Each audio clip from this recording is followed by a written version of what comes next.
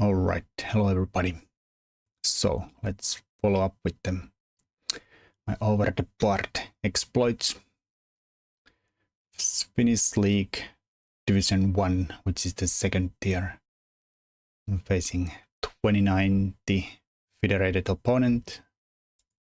And well, I didn't have any prep for it. I'm white again. Because my opponent plays in a second team of his club, which usually means that there's like a really wide range of players that I could be facing. So I didn't really look at anybody's games. I went d4, also kind of hoping, because I was playing on the second board on the round Saturday. This was the Sunday game. It also makes it a little more tired game usually with travels and the game on Saturday already. But what I was meaning is that my team also got an extra player on the first board, so if my opponent were preparing against me, they might have well. I was second board there, third board today.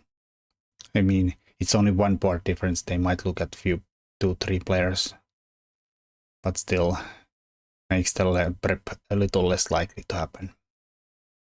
Can look at the Saturday's lineups and then prep for the likely guy who was playing well on the third board in that game. But yeah, this is no prep game from I don't know if my opponent prepped. Probably not. But there's some games of mine with the bishop d2, so we got Nimzo-Indian. Could have gone King's Gambit or Queen's Gambit, get the Nimzo-Indian instead. And I was like saying, I have some games with this in database. Could have prepped against that. Then they do d5, and I play e3, defend my pawn. Solid, block my bishop, of course, which is the downside. This is very solid, don't double my pawns, thank you, fine, but it also often has this downside that the bishop is stuck in the pawn chain for a while, sometimes forever. Here, my opponent played a move that nobody has played before, at least in the Big Boys League. Maybe on Leech's database you could find a game. So they take there, I get to take with the bishop instantly. But at least this kind of guarantees, well, I expected this thing to happen. Would make sense to get rid of the d5 pawn. Not instantly, but like eventually this would be the plan. And they castled. I played knight f3 and they played knight c6. And well, here I castled in a game, but I was considering this move for a while. It's funny, since then we somehow transposed to these Queen's Gambit games. For instance, this is the Andre King Carlsen. So in this kind of move order, the bishop b5 lines in the Queen's Gambit, where queen comes here, forces the knights here, and then e3 castles, bishop d2, and somehow we are suddenly after d takes, bishop takes in the game position. And here bishop goes away, and then there is like queen c2. So actually in the game, this is the best move. Of course, it does the downside of not driving the bishop away. But I don't know, I think the bishop might want to go there anyways. I thought this is the plan, which well, it might be the plan, but it makes it a little less ideal with the looking at the knight there. I wanted to prevent the b6 and the bishop here with the queen a4. But yeah, this is the best. But maybe the plan is going to be the same as in the game. Bishop there, play for e5 instead. I mean, maybe there's many plans. Who knows? Well, I talked myself out of that. And castled. Well, can't be bad. They played a6. Takes away this square. I don't know. At this moment, alarm bells at my head should be going off. Why would you play a6? That square. I think I was still like, maybe he's gonna play b5 and the bishop here and get that bishop and get out that way. But the plan is just to put the bishop here and not have the knight come here. Harass it. And well, maybe there's some a3, b5 and keep away b5, b4, keep away b5 benefits there. Not sure that would make any sense anyways. But this move I did not really like, which I made a3. Well, I had a plan that if they go here, I wouldn't mind if they go there, then the bishop is kind of passive there. It's a square. But the point is that if he goes bishop d6, he blocks the queen. And I was gonna continue with e4. But then again, I talked myself out of this. I think it's fine. I was kind of worried about some e5s and well, I don't have to take it, but I was like, if I take, then maybe the knight takes. Bishop is hanging. If I take there, bishop takes. Maybe he's gonna steal my pawn, maybe. But also, what about this chop, pop? I mean, I have the bishop here, so covering this. So the Greek gift is not really working yet.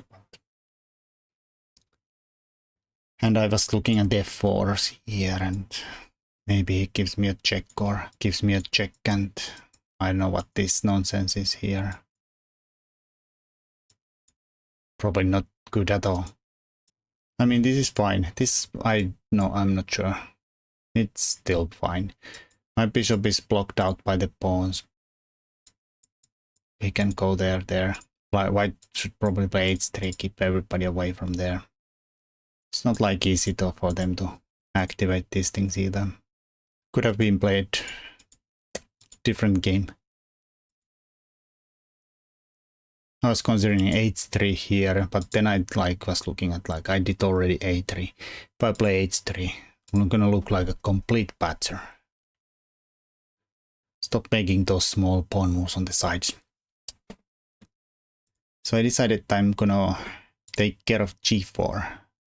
This I was assuming is gonna happen next, no matter what, e5. So I played a kind of weird looking move, bishop back here. Idea, we cover g4 without making any kind of a nonsense move, h3 here, which could be like a big weakness. Could somehow I don't know, it's not easy to happen, but well, I'm gonna show you something if I play something rank h3 nonsense here, maybe takes, c6, you put the bishop here, there, and then bang, mate, and then you regret playing h3 because you can't play g3 without dropping this pawn. So, okay, this is not, that does not need to happen, but it could.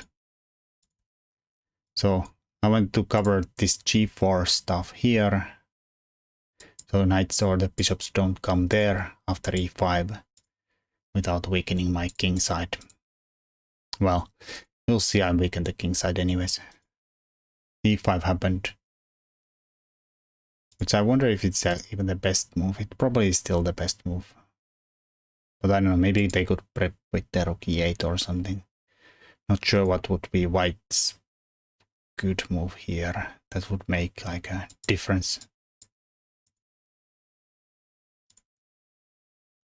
Who knows? Anyways, e5 is also natural, so can't blame them from playing that. That's what I expected. Takes, and takes. And this was my idea after takes. f4. And now, well, it's not relevant yet. But at some point you weaken this square a lot. Might be relevant that this is covered. The knight is not coming there. Hitting this here. Here my opponent took here, which might be the best move actually, but I was kind of expecting this to happen. I was gonna go here, have this covered, have that covered. If they give me a check, I'll go here. It's nice that this is not happening now, which might be really ugly. And I guess that like if they go here, I have enough time to cover this more, and I guess this is fine. Looks actually quite pleasant. Well, they tried to take advantage of the backwards e pawn they took there, which of course gives me the bishops,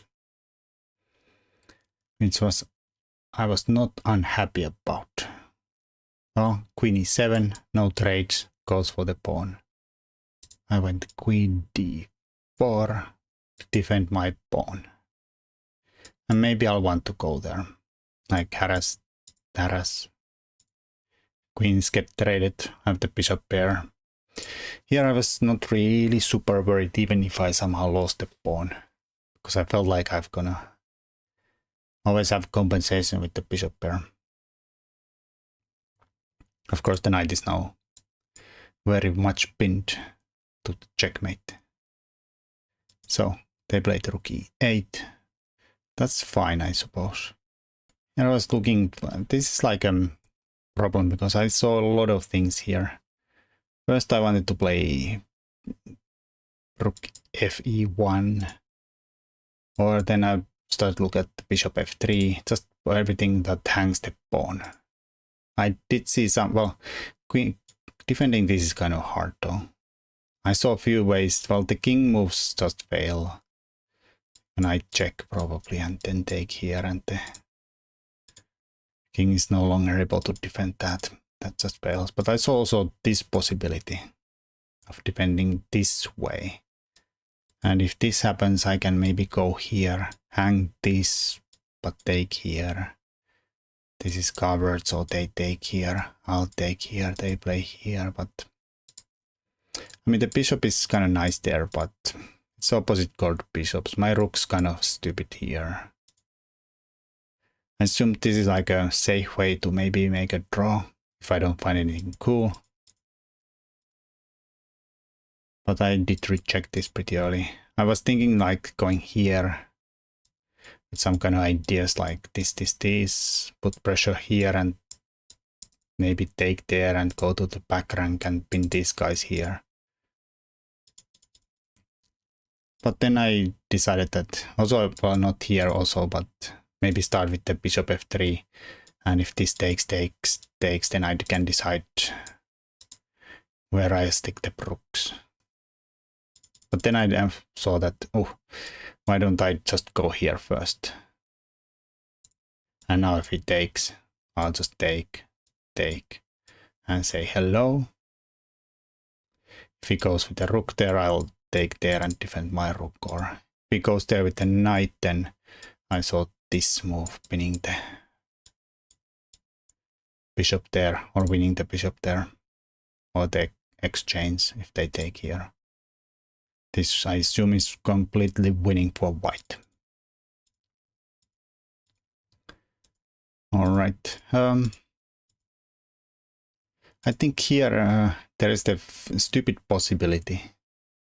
Computer pointed out that they could play bishop g4 here. How? Isn't this just hanging? Because knight can't take back. Is the stupid in-betweener here hitting my queen? There's no useful moves for the bishop here. And this would be kind of equal. Can eventually take here. If I go here, chop.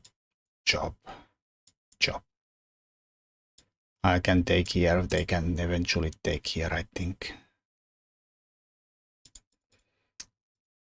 But I didn't see that during the game that this kind of moves were possible. They played c5 instead. I don't know if I have any other moves than queen c5 or queen e5. And they played queen f8, defending g7. So the knight can actually move now. My queen is hit and the pawn is hit. I can't defend the pawn with my queen, which was kind of like I was ready to sack it anyways. So queen c7. So now if he takes here, I can play here. But this I didn't really think like, well, actually this also just wins.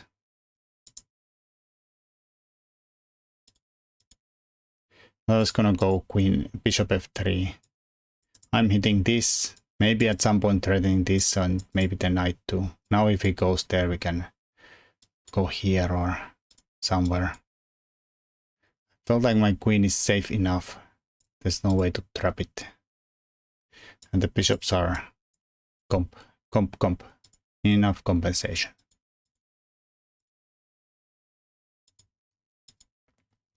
They did not take. I think they thought for a long time. Played knight e4. Definitely, like we both were really irresponsible with time in this game, though. I had something more here, maybe, but he really went down to the increment. Maybe I'm not sure. Was he down to exactly the increment already here, or at any what point? But very close to it, anyways. Maximum few minutes left. Maybe even like a increment move already. Oh, I want my bishop to be alive. Bishop e5. And then they play f6. Hit the bishop. I don't want to give up the bishop. Apparently this would have been better. I went here. With some kind of idea that I'll take here and then have some discoveries on the queen if the f-file opens up. Or if he takes here, I'll take the tempo on the queen and the bishop is here. And some might look really good for me. Like here, bishop there. Or gonna, well, either you take here and let my rook in the play. Where does the queen go? Nowhere. I'll just take and checkmate instantly. No good. And if he doesn't take and does something else, I can always maybe give it better discovery here. Even though that's probably not the best, but fine enough. We can also take here or move the rook somewhere. It's kind of like what happened in the game. Actually like what happened in the game. Here, I played rook c1. Give me that pawn. Hopefully this stuff here is still on, especially now that there is even another party to this rook takes f4. At least the back rank is kind of covered now, but still no good because the bishop hangs. Anyways, they attacked my queen. I took the pawn, and their idea was to go for the b-pawn. Well, I could take here. I instead gave a check. Bishop e6. And here, actually, I didn't have too much time here. But enough that but because I originally, when I gave this check, I was like, if he comes here, I'll just take it. And there's no discoveries that worthwhile. Because I always have this check here. Like if it attacks my rook, I'll just give the check and then even that, like, move the queen. Even this might be actually kind of wrong. Because I don't think I can actually hold on to the bishop no longer. Apparently this is still fine, but then I actually saw that, oh, that's even the best. And how do we defend this stinking bishop? This comes here, g6, and then bishop is gone. But also I saw that I can go here. This was the other takes. Of course, if queen takes, rook takes, I'll take here. Or maybe he takes here first. And then I can maybe play b4. Or if I take here, I know which makes sense. Take with the rook maybe. It's a bit shaky. I thought this is the murkiest. I'm up a pawn, but could be a playable. But then I had enough time here to think. This looked like maybe I can win it, but then instead we just go here, hit this pawn instead. And that's what I did. G6 and then f5, just to rip it all open up. And here my opponent played the final blunder, rook b3. Hits my queen, but not nothing. He was still down to the, we are moved 26 and he was still down to the increment. I took here, hit their queen, and my queen defends their rook, so there is no in-betweeners. Not that they would help, but there we would end up a queen even. He took here, I took here with check. They took with the king and I take the rook and up a piece. So they resigned. Not the clean game, but much better than the Saturday's nonsense. I managed to win both games, but especially the Saturday was not that satisfying because it was a mess. Here I at least thought I saw something. I probably didn't see that much as I thought. Black definitely had some, computer showed some defensive resources, but it is a human game, so can't take too much criticism from the stupid engine. Unfortunately, my team again lost narrowly, 4.5, 3.5. So we're down to 0 points. Danger of getting relegated again. Hopefully not. Have to shape up. Anyways, thanks for watching. Ciao.